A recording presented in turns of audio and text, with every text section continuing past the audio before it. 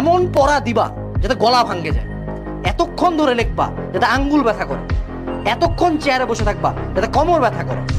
তোমার যে এই যে খারাপ লাগা অপমান, এটার কারণে তুমি চাইলে হাতে চুরি পরে সুন্দর মতো রুমের মধ্যে সাপনুরের মতো বিছানার মধ্যে ধাপ দিয়ে যায়, মেডিকেল হয় না।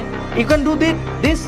অথবা প্রত্যেকটা খারাপ কমেন্টের স্ক্রিনশট রাখা, প্রত্যেকটা মানুষের চেহারা খেয়াল রাখা, প্রত্যেকটা মানুষ যারা কথা শুনেছে তাদের কথা খেয়াল রাখা, এন্ড সেগুলাকে মনের মধ্যে পোষা।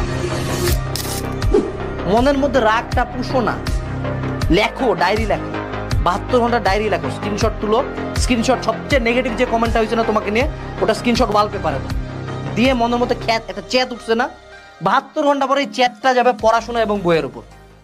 72 ঘন্টা পরে যেই কোর্সে থাকবা, যেই বইতে থাকবা, সামনে যা থাকবে এমন পড়া দিবা যাতে গলা ভাঙ্গে যায়, এতক্ষণ ধরে লিখবা যাতে আঙ্গুল ব্যথা করে, এতক্ষণ চেয়ারে বসে থাকবা যাতে কোমর ব্যথা করে।